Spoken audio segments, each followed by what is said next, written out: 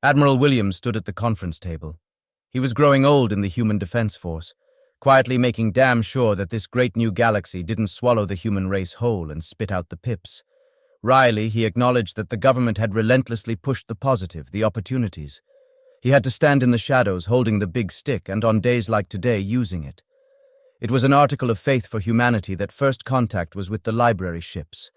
A lie, a white lie to persuade the people of the benevolent forces waiting out there for humanity.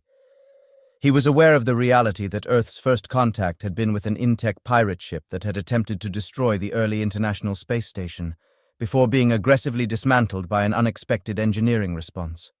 Looking back on it, it seemed more like $1 billion fighter jet being destroyed by a flight of pigeons. Still, here they were again. His second was finishing his presentation. Sir, the records from Oz are clear. The Intec seized thousands of people from the Earth. Only luck gave us back their descendants. We have sold the idea that some obscure alien culture rescued them from the middle of that shitstorm, but that's 2 attacks we know about. We need more intel. If those Intec slave worlds we are hearing about contain humans, well, that's our job, right? The atmosphere in the room was clear. He was in complete agreement. The Intec had been hanging around the edges of civilized space, attacking anyone or anything they could get away with for generations. Never the strong, never an even match. Always the weak or innocent. The rest of the galaxy treated them like humans regarded mosquitoes, an inevitable and mildly annoying consequence of being in space. But not us. Not anymore, thought the Admiral. Occasionally you have to show your teeth, otherwise you're not a danger. You're a pet. Here was a very good reason. He looked around him. He could smell blood in the water. We find them, get the locations of these slave planets of theirs and release them back to their home species. No publicity, no crusader crap. This, if anyone asks, is a search and rescue. No need to mention that it will be the full fleet searching or that it's the Marines doing the rescuing. I expect you to keep a lid on this, at least from the Xenos. We have too many of our people out there that believe in all the peace and goodwill stuff, and I don't want that disturbed. Go to work. Get me a place to start. Find out where these slaving bastards are hiding. The Pyro and the Noctima were the first to find out about this search and rescue mission. Tay had been spending her days chatting with Ben, building up a relationship that could bridge the years he had lost to despair. Only now was she really appreciating the sheer force of will that it had taken to watch the stars, hoping beyond hope that someone was out there. The constant low-grade war between the people and the city. She was in the middle of explaining how peaceful humanity had become when the entire human offensive fleet burst into orbit. She had been showing him around the bridge when they arrived. She watched as 4,000 dark, unlisted and dangerous-looking ships appeared, and completely peaceful. Shit. Captain, you need to see this. The captain of the Noctima was not a creature to be easily surprised. He regarded the massive fleet calmly. If they were here to destroy his ship, well, there was nothing to be done. He didn't recognize them. They were unfamiliar shapes, but still, there was something. Those 2 ships, the ones that had arrived with the Pyro, they were falling into formation with the rest. He turned to the humans. Tay, perhaps you would explain why I seem to be at war with the human race, and perhaps explain why I am being permitted to see something that is or was a closely guarded human secret. Why is the HDF here, and why in such numbers? Tay was scrambling for answers herself. Sir, that's not the Human Defense Force. That's the name we use in our own space or on minor missions. That's the Human Offensive Force, and that means we're at war or going to be. And sir, I've never seen it assembled. Even when I was in the HDF, we never saw more than 20 ships together. Policy. They all watched as a few shuttles left the fleet, descending to the surface. The captain waited for someone to call him. Then the call came, but not to him. Engineer Tay, this is the Human Offensive Force. You are required for duty. Please inform your captain of your resignation as per Human Engineer Contract, Regulation 39A. As of this moment, you will resume your previous rank as engineer, first class, and will report to the flagship for debriefing. You may not discuss this any further with your previous captain. After a pause, the captain himself received a call from the fleet. Captain, we are grateful for your help in reuniting our people. You may continue your work with our blessing and support. We hope we can rely on your discretion as we pursue those responsible for enslaving our people. Captain Zach Harry nodded, mostly to himself. The Intec were slavers, abusers, and pirates. Very little would have persuaded him to stay silent about such an armada suddenly appearing. But that was the best reason he had heard yet. He also had his own reasons. Human fleet, in the event that you recover any of my species, may I rely on you to inform me directly? I will in any case be discreet about this meeting. Might I also ask where I might find a new engineer, since you appear to have stolen mine? The connection suddenly changed as Admiral Williams appeared. Captain, my apologies. My men are descending to the surface to excavate the Intec ship. I require Engineer Tay for the obvious reasons. You have my deepest apologies for this interruption. As I'm sure you realize, we don't show such force without reason, and we prefer our friends not to fear us. We walk softly, Captain, but this was not the first attack by the Intec on our people. Captain Zach Harry interrupted. Admiral, I understand. You have the benefit of never losing to them. Our people weren't so fortunate. Many of our earliest colonies were lost long before we met you in the stars. I'm sending you the details. I don't hold much hope. We are not a people to be made slaves of. But there are still families that require answers. The Admiral nodded. We will free everyone we find. They will pay heavily for what they have done, not just to our people, but to anyone. The Intec will burn for their crimes. I'm sending you an engineer with my compliments. The connection ended as abruptly as it had begun. Tay had gone to pack, a job complicated by trying to remember what belonged to the ship and what tools were her own. Fuck it. The Admiral could replace them. She was going to have words with him. The doctor had felt the commotion in the ship and was driven by sheer curiosity had entered the bridge, just in time to pass the human stomping off the deck. Then he looked at the screen, at the wall of ominous ships surrounding the planet. Captain. The captain turned to the good doctor. Excellent timing. We are honored by the human offensive force out looking for the Intec slavers. A beautiful sight, is it not? Dr. Retton was counting the ships, revising yet again his paper on humans, not what you think. The dark ring of ships sat in orbit until the Intec ship was dragged from the dirt and brought to the flagship along with a reluctant engineer. Then they left as quickly as they had arrived. The human Ben, who had stood silent and awestruck throughout the events, turned to the doctor. Mate, is it always like this up here? The Intec slaver wreck was dragged into the flagship.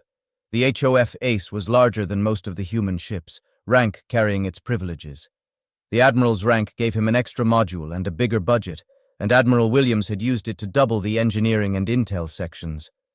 Privately, he thought some of his fellow admirals were idiots, particularly one that had fitted a swimming pool, but he didn't feel the need to have a vast office or luxury quarters on a warship. Today proved his point. Tay was feeling a little disgruntled. She had served her time in the HDF, but it was never going to be her career. It had never occurred to her that the bastards would drag her off her ship, let alone just as she met someone. Interesting. Romance and space didn't mix. Well, not unless you had some pretty exotic tastes. She could already guess why they had taken her as well as the Intec ship. She had done the scans. She knew the local history, therefore she would be useful. She doubted the Admiral had spent a second thinking about her personal life. Since she was on her way to a military ship, on full alert, she didn't have a personal life anymore. The Noctima watched as the human fleet left with their engineer, some with mixed feelings. Particularly the new engineer that had been woken up, bundled into a shuttle and attached to the ship without even a word. The captain decided to leave first contact with Oz to the humans, since the Pyro and its marines were still here. After he had reviewed the information that Tay had retrieved from the slaver, he had a good idea of where the humans would go first. He decided to follow quietly behind. He might even get his proper engineer back. He had grown quite fond of Tay. Also, humans took so long to train properly. Admiral Williams was no idiot. Tay had been assigned one of the civilian quarters, absolute luxury compared to the poor sods still in service. Also, she had been requested to join the Intel conference after she had settled in. She had no doubt that the moment she pushed her luck, it would be straight back to shouted orders and bunking in with everyone else. The message was clear. Play nice. Do what we need you to do, and we'll play nice too. She didn't know if it came straight from the Admiral, or if he had some very clever officers, but she appreciated the gesture. She found a uniform waiting on the rack, obviously tailored for her. She changed quickly and made her way to the conference room. She was halfway there before she realized that she had been bumped up in rank. Senior Engineer Tay. Nice. The conference was an ongoing event with people and information being fed into the room constantly. If it resembled anything, it was a war room from humanity's history. Tay entered and saluted the room. Senior Engineer Tay reporting as requested. One of the captains looked up. Welcome aboard, Tay. You're with me. My name is Sullivan, and I'm in charge of intel around here. Tay nodded. Sullivan was a tall, pale, and young officer. Captain at his age meant he was either really good or heavily connected. Hopefully it was the first. She thought the guy would melt if he ever visited Oz or simply burst into flames.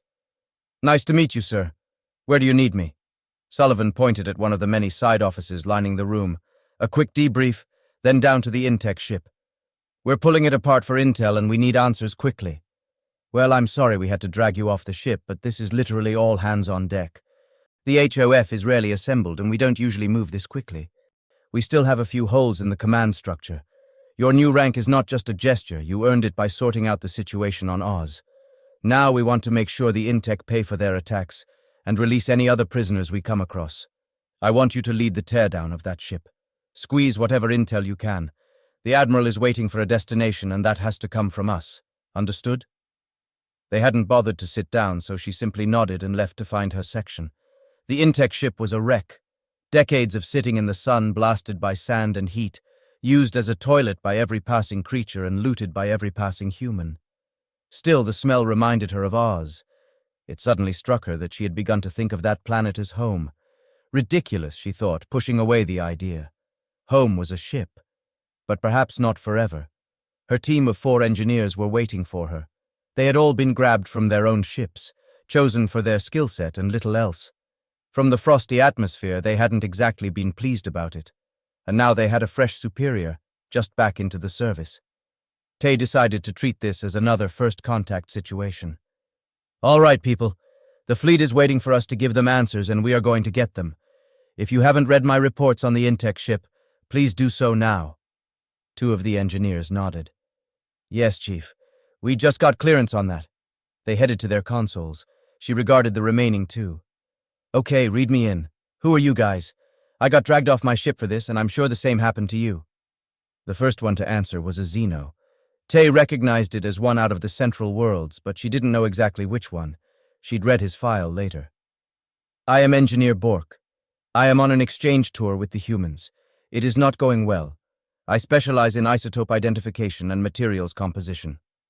At that he stopped, obviously feeling that this was sufficient. Tay cursed internally. Some captain had taken a chance to dump his problem somewhere else. Definitely time to read his file. What she said didn't reflect that. Excellent, I need your skill set right now. I want samples from every part of this ship.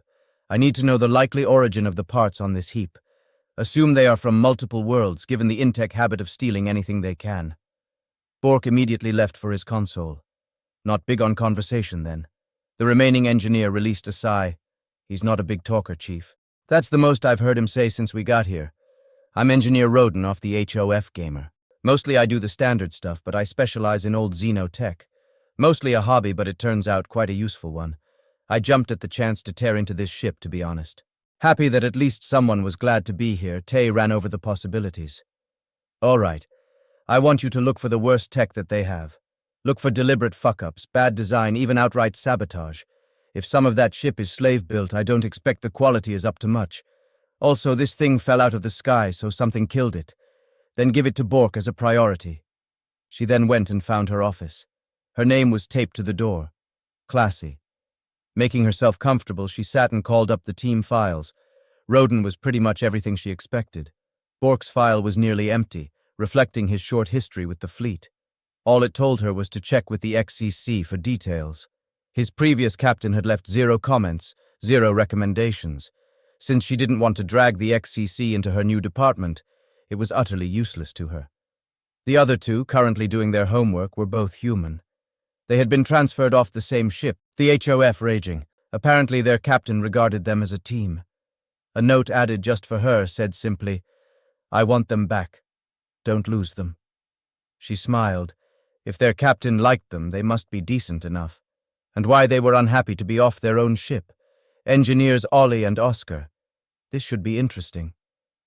A quiet knock on her door alerted her to their arrival. Chief, we have read the reports. What do you want us to do? Apparently Ollie spoke for both of them. After reading the reports, she had an idea.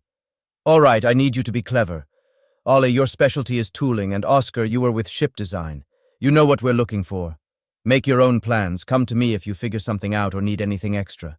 Check in with Bork and Roden about their tasks. Cross-reference your findings.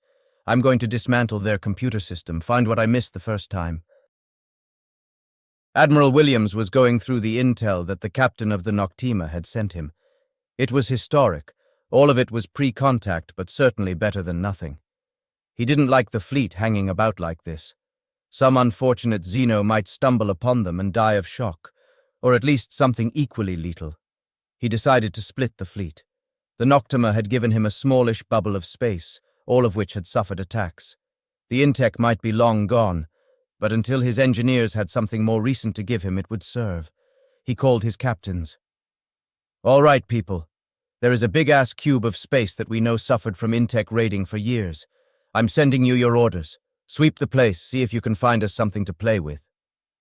The fleet split into its preferred formation, with teams of 20 ships, all of whom had trained extensively together, moving to their target while supported by the rest of the fleet nearby, if they needed help or found a nice target. Tay was, to be honest, enjoying her command.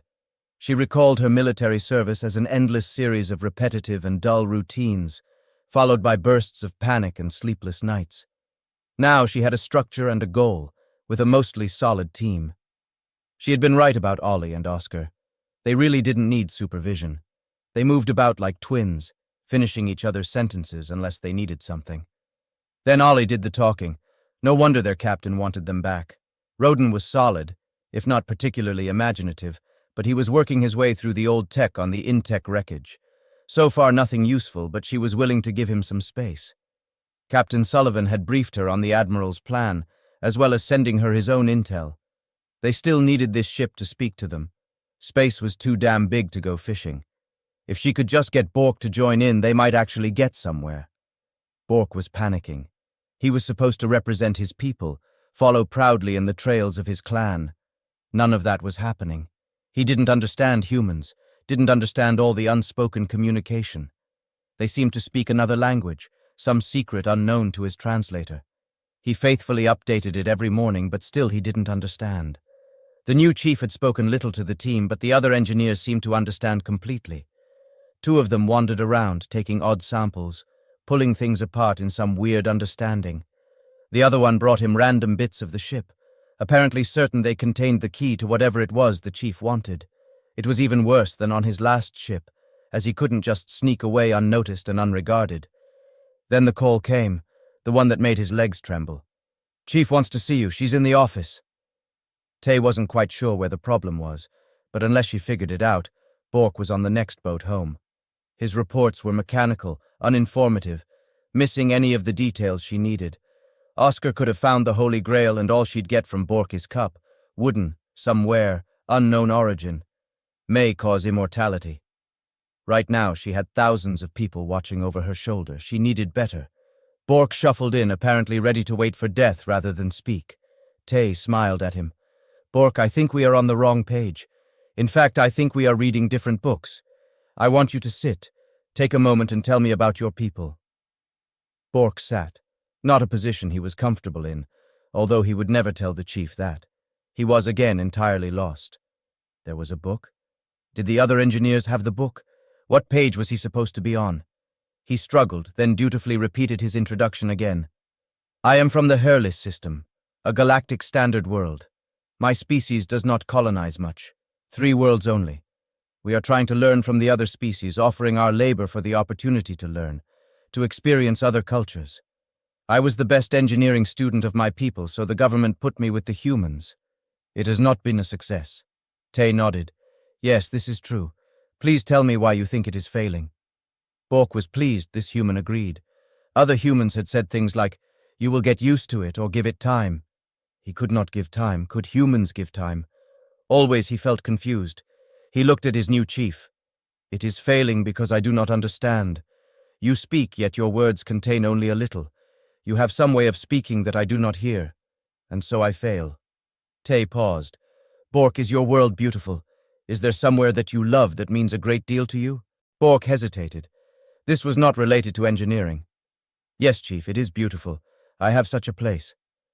Tay seemed to be waiting, but he had answered the questions. What more did she wish?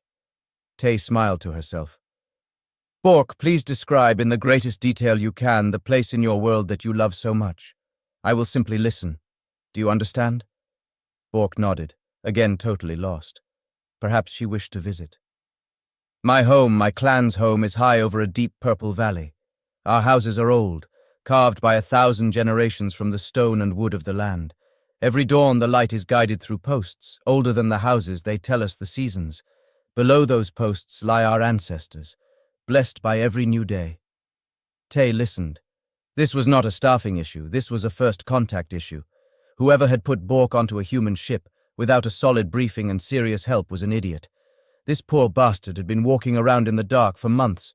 She raised her hand. Bork continued to speak. Of course he did. Bork, stop. I have listened to you and enjoyed the description of your home. I also understand why we are failing to understand each other.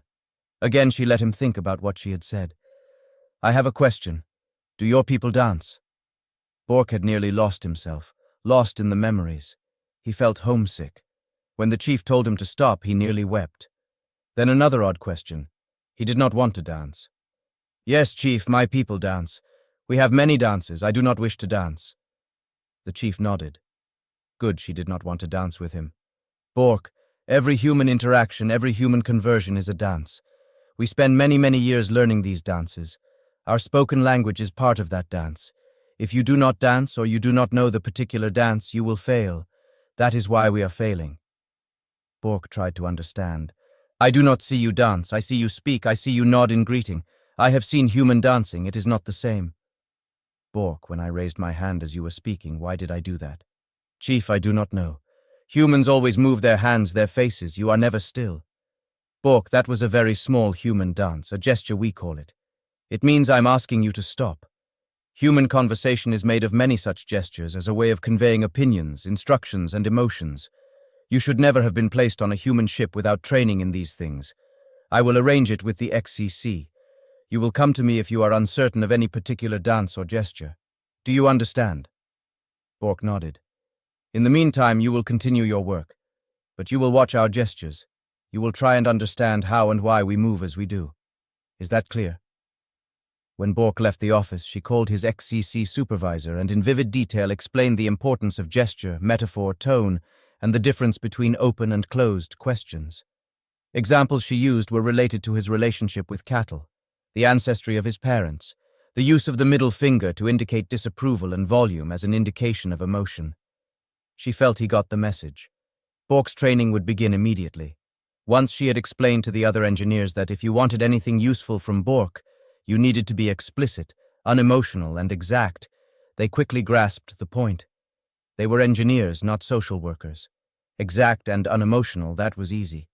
Almost immediately, the work rate improved. Bork seemed to relax, and then they finally found something. Her team crowded into her office, obviously pleased with themselves. Roden started. We found something. Bork will explain. Tay squinted at him. This team building was fine, but Bork wasn't her first choice for explanations. Bork, tell me exactly what you have found out about the Intec ship that may prove useful.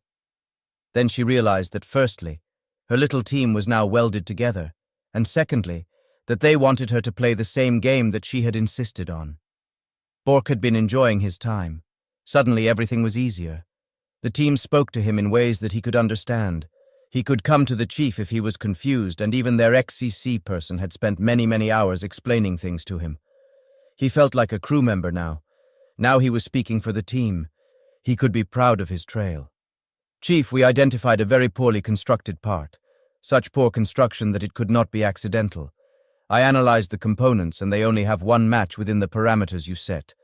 This component was designed to fail and it was constructed on a light gravity world, orbiting a red spectrum star. We have the exact wavelength imprinted on the device. We do not believe that was accidental but clever sabotage. Engineer Roden has the coordinates.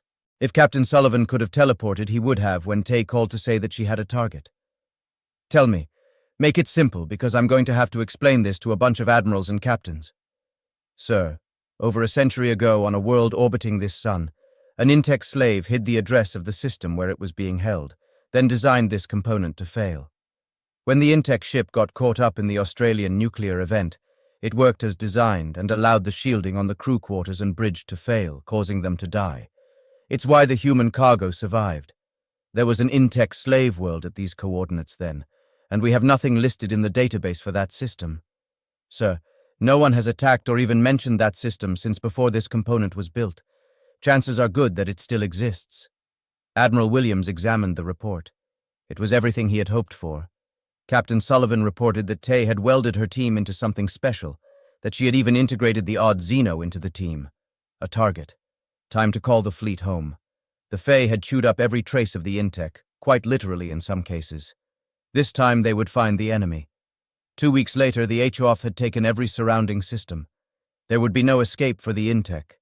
Stealth probes had mapped several space stations orbiting the planet, along with a multitude of mismatched ships in orbit. For the past week, anything leaving or attempting to enter the system had died a quick and violent death.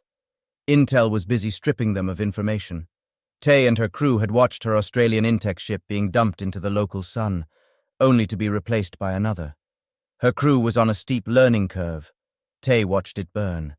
It meant nothing to the fleet, busy as they were with other things, but she wanted to remember its death. A single slaver, one single ship from these poisonous people had inflicted a legacy of misery on her people. Time to crush these bastards.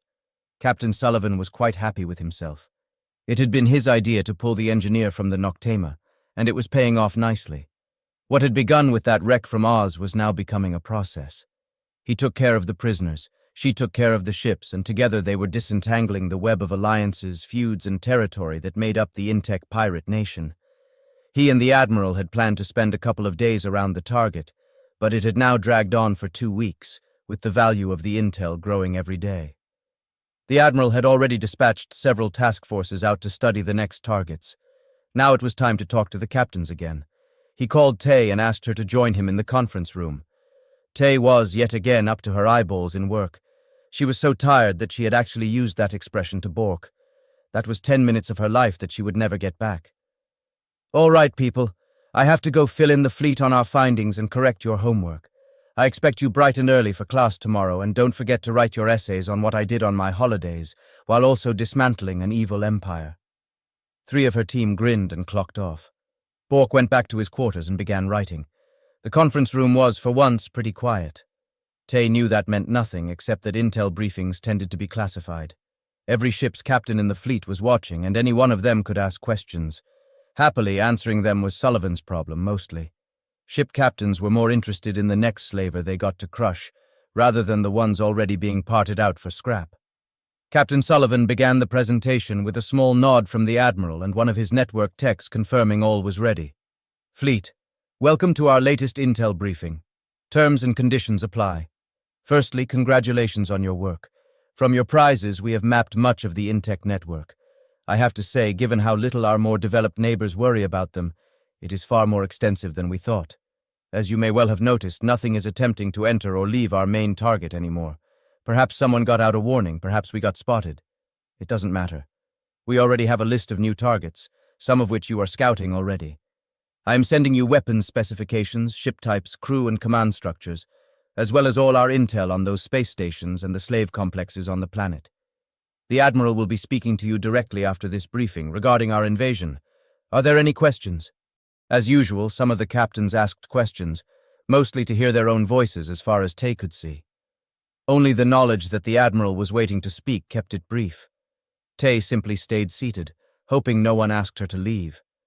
Technically, her clearance didn't cover Admiral briefings, but he had added it to her intel briefing, so it was a toss-up. Not that it was any secret what was about to happen next. The focus moved to the Admiral, sitting quietly at the head of the table. He had held his peace while intel had mapped the enemy, mostly because he had been unaware of the scale of the battle they faced.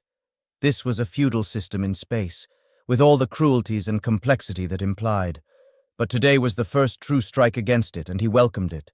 Today these marauding thieves would face a real enemy. Him.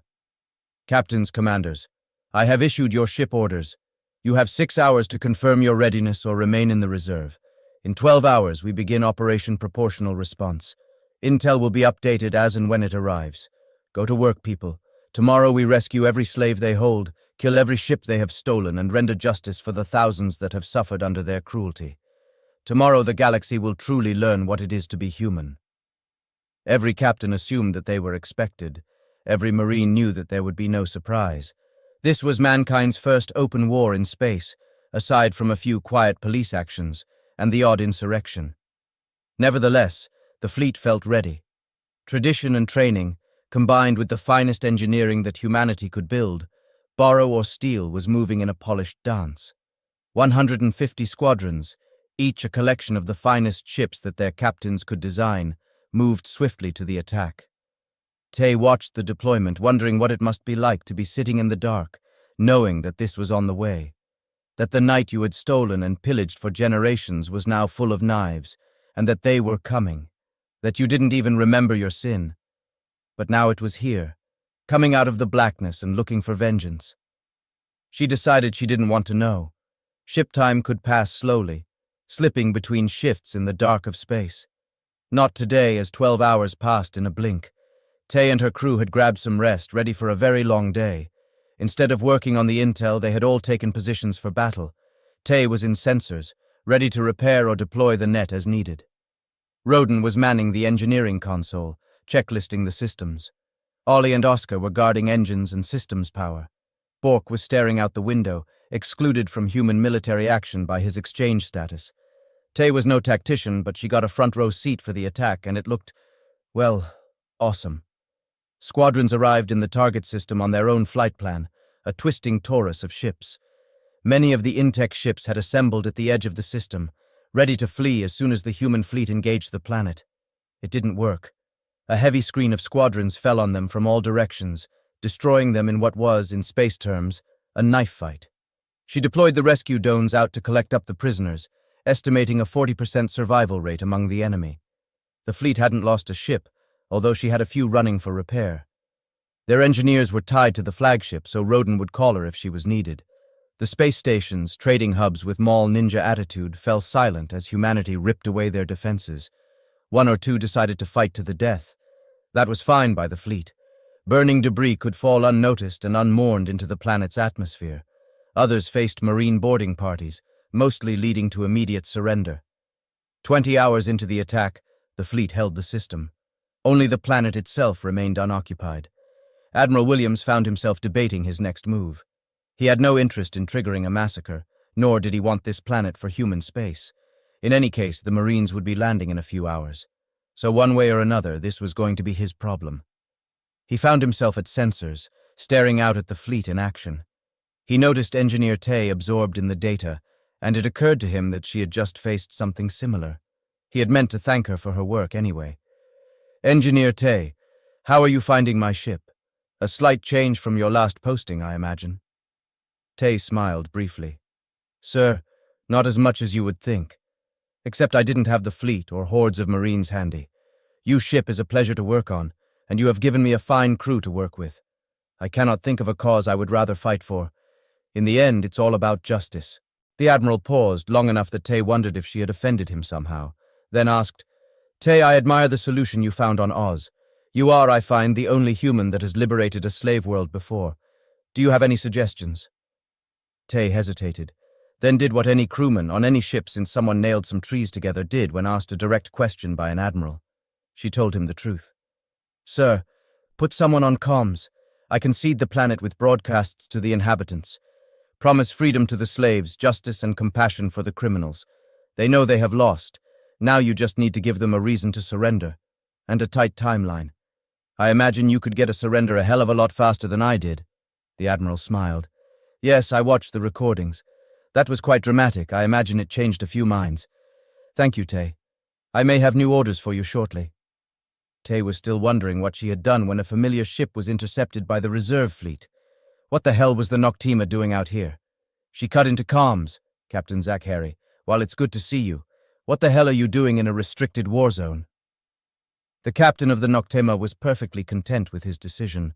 He had rather enjoyed the surprise of the humans. They were still so innocent as to believe that this space wasn't now full of shielded ships and probes from every power in the galaxy. They had probably blown a few up accidentally by now. He was perfectly prepared to believe that it had simply never occurred to them. Tay and Ben had taught him much about human single-mindedness. As he had expected, the Intec had been utterly defeated, something else that added to his good mood. Tay, it's good to hear from you again. I'm glad you are prospering, so far from your proper job. Please inform the Admiral that I wish to speak to him privately. I am, in fact, going to remind him of a decision you chose to make about Oz. Once the Admiral had overcome his irritation at the unexpected, he opened a private comm to the Noctima.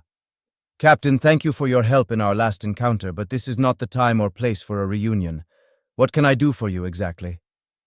The captain had chosen to take this call in his quarters. Not everything was as widely known as it could be, and right now that suited him. Admiral Williams, I can't but notice that you will shortly be taking the surrender of Intec 1.